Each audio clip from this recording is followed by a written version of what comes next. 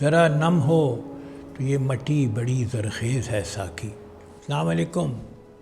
کل شام کو ایک بہت ہی زبردست، ایک بہت ہی خوشائن، ایک آپ سمجھ لیجیے ایک انسپائرنگ اور ایک موٹیویٹنگ واقعہ پیش آیا، جس نے ایک امید کی، میرے اندر امید کی ایک کرن اور ایک لہر جاگ گئی، ان ایکسپیکٹڈ۔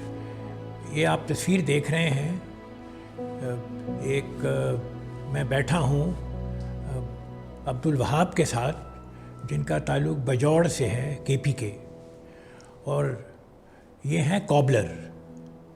میں ان کو جو اردو زبان میں نام استعمال کیا جاتا ہے میں نہیں کہنا چاہتا، کیونکہ جب آپ میری کہانی سنیں گے تو آپ سمجھیں گے کہ یہ آپ کو سمجھ آ جائے گی کہ میں نے انگریزی میں یہ ان کے لیے، ان کے جو کام کرتے ہیں، کیوں میں نے بتایا۔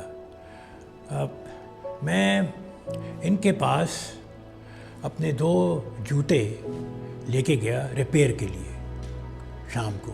یہ کراچی میں ہے، بدر کمرشل کی ایریا جو ہے، اس کی ایک گلی ہے، اس میں یہ اپنی چھوٹا سا ان کا ایک کھوکھا جیسا آپ سمجھ لیجیے، وہاں بیٹھے ہوئے۔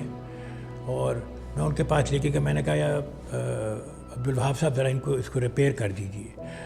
تو انہوں نے اس کو دیکھا، دونوں کو، اوکے، اور پہلے کو دیکھا، دوسرے کو دیکھا، کہنے لگے یہ ٹھیک نہیں ہو سکتے۔ تو کیونکہ مہنگے جوتے تھے اور میں چاہ رہا تھا کہ یہ ٹھیک ہو جائیں، تو میں نے کہا عبدالوہاب صاحب ذرا پلیز کوشش کیجیے، جتنے بھی آپ پیسے چاہیں گے میں آپ کو دے دوں گا، آپ ان کو پلیز ریپیئر کر دیں۔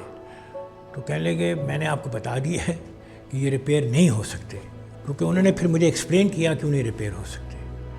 تو جب یہ ایک چیز انہوں نے مجھے کہی تو اچانک میرے ذہن میں یہ خیال آیا کہ یار یہ عبدالوہاب صاحب جو ہیں، یہ ایک کس قسم کی ان کی سوچ ہے، کس قسم کی ان کی سوچ ہے۔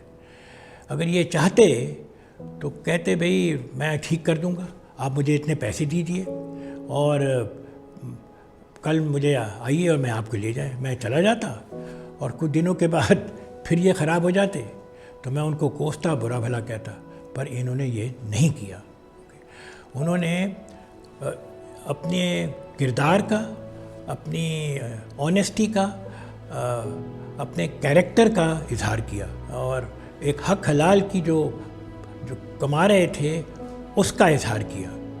اور آپ یقین کیجئے I was overwhelmed when I heard him. Okay.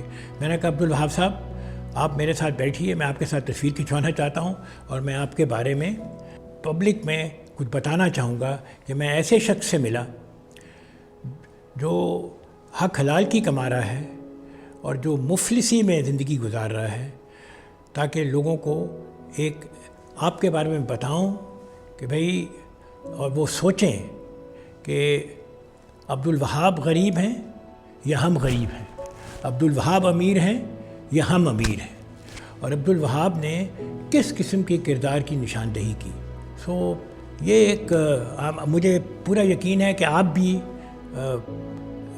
Abdul Wahab کی طرح بہت لوگوں سے ملتے ہوں گے، اور ایسے لاکھوں ہزاروں ان سنگ ہیروز ہمارے پاس موجود ہیں، بٹ ہم جب یہ مشاہدہ ہوتا ہے اور اس پہ سوچتے نہیں ہیں، وی ٹیک دیم فار گرانٹیڈ۔